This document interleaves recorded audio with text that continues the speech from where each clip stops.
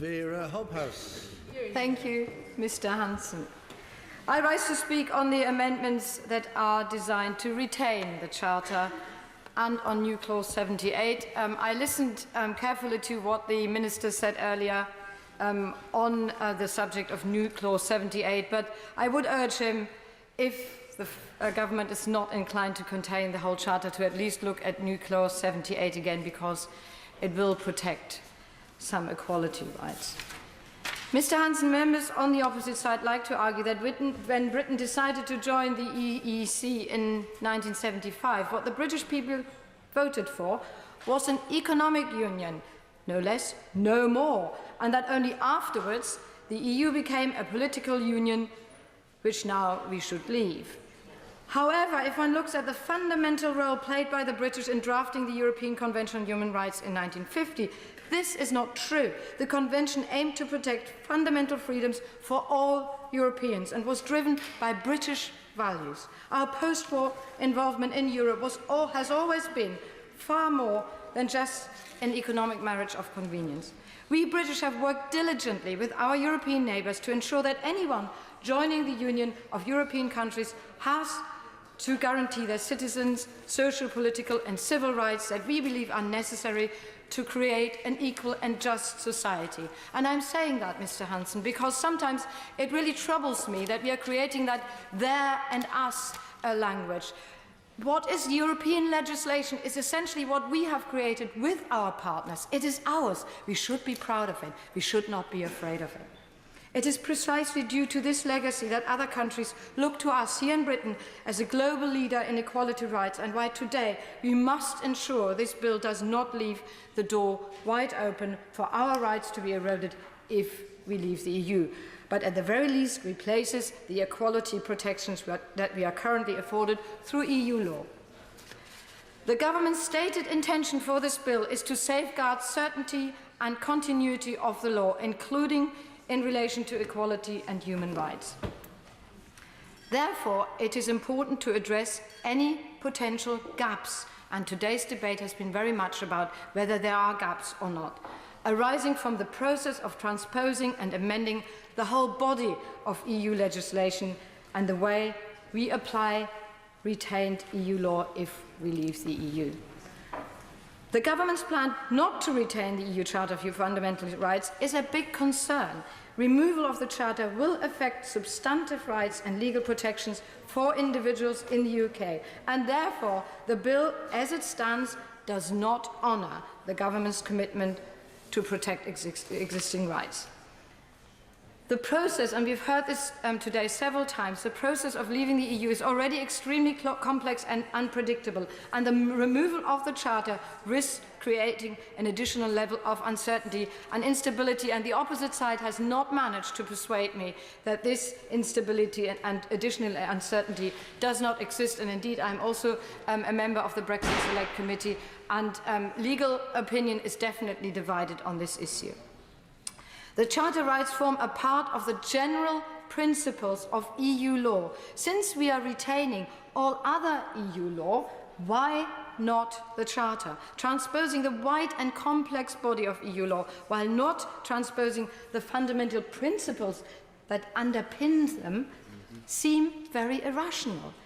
It would create a significant uncertainty about the meaning of retained EU law and create uncertainty when, in future disputes, retained EU law is interpreted. And I'm not a lawyer, there are lots of legal experts here, but I understand at least that. The government has pledged that removal of the Charter will not lead to a reduction in the rights we enjoy in the UK. Yet a number of rights contained in the Charter either do not have equivalent protection in our existing domestic law, or they have significantly broader scope than those found elsewhere, for example, in the European Convention on Human Rights. Charter rights without equivalence include specific rights relating to children, the freestanding right to non-discrimination, including on the grounds of sexual education, the freedom to conduct business, the right to protection of personal data, we have heard a lot about this today already, the right to physical and mental integrity and a guarantee of human dignity. Those are extra rights that are not replicated so far in our own legislation. The Charter also gives explicit effect to the rights in a way that is not matched elsewhere. Charter rights have their origins, as I understand it, in the United Nations treaties, but the UK has not incorporated UN human rights treaties into its domestic law. So they do not have direct effect and do not provide equivalent protection to that currently provided by the Charter. And if unamended, the Charter rights would be unenforceable in UK courts. The loss of the Charter means that the government risks failing to fulfil the general international responsibilities it has signed up to avoid any regression in human rights, and if I may probably misquote the honourable member of Beaconsfield, that maybe one day the penny drops that we are living in a global world. We do have international responsibilities. Removal of the Charter without a like-for-like replacement would amount to a reduction in legal rights and, in particular, domestic remedies, and the government has not done enough. Yes, I'll give back. For the Honourable Lady for giving way. She speaks of us living in a global environment, and she's absolutely right to do so. But she will also acknowledge, as has been said on both sides of the House, that Britain leads the way in laws for equality. And therefore, what is her concern, particularly bearing in mind that the Human Rights Act of 1998 will still remain operative? I thank the honourable member for making that point. I think it has been made very clear, also by legal experts that we have listened to in the Select Committee, there are currently gaps. So what's the point of not taking the Charter into our retained EU law as a whole, because we are taking everything else anyway, and make sure that these gaps are not there? I'll give very grateful to the Honourable Lady for giving way. Will she agree with me that it's very hard to substantiate the claim that Britain leads the world in equality rights when we have so often had to fall back on the Charter to fill gaps in our equality laws, as for example in the Walker case before the Supreme Court last summer? The honourable lady makes a good point. I will say, and I'm proud of the British legacy of fundamental rights, but as it clearly seems to be stated in a lot of legal cases, and I've said before, I'm not a legal expert, lawyers are using different kinds of the law because different laws apply to different cases, and that is why we have it, and we would lose a fundamental protection if we didn't have the Charter. Would the honourable lady allow me? Yes, thank you. It's very grateful indeed. Thank you, Mr. Hanson. While I don't wish to criticise the UK government, because in many ways and in many instances, of course, they do lead the way in signing up to UN conventions.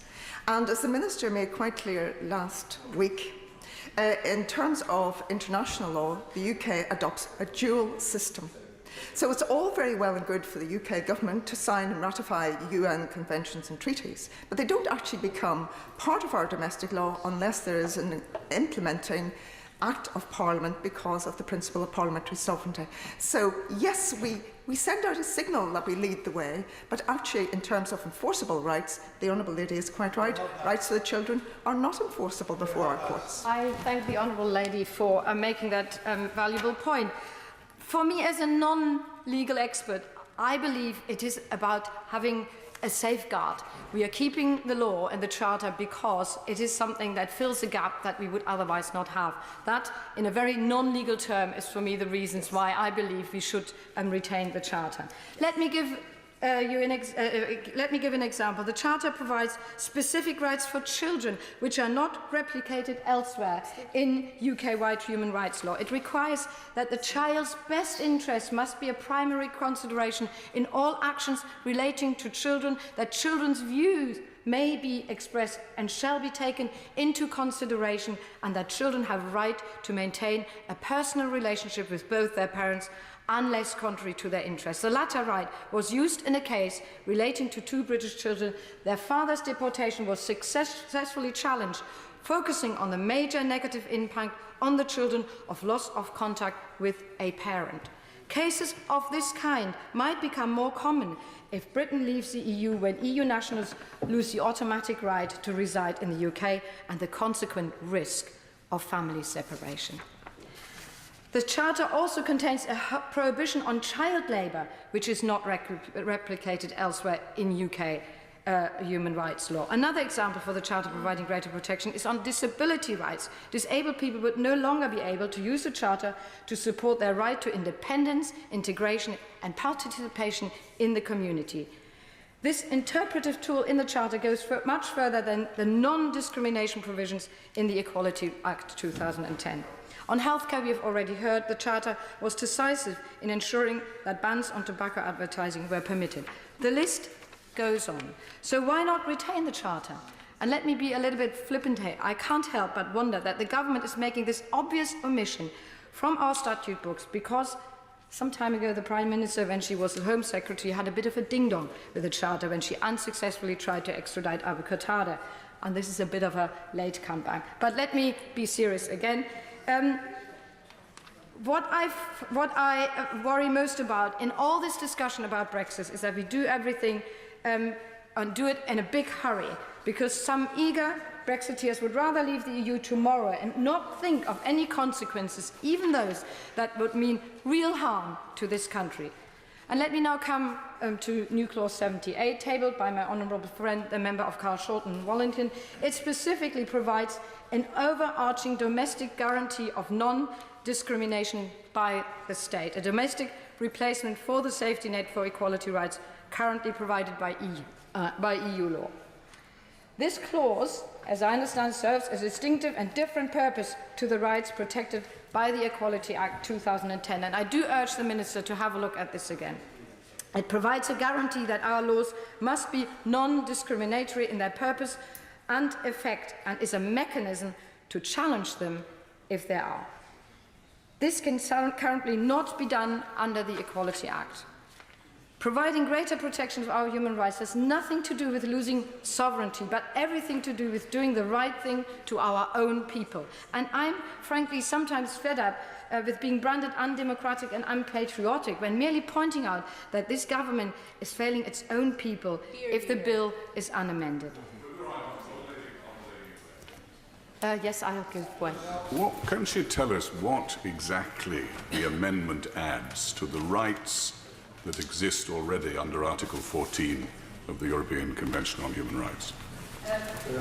I thank the honourable member for giving way. This is an amendment that has been promoted by the Equality and Human Rights Act, and I take it that they have researched quite carefully, while this would provide an extra guarantee that currently is not provided.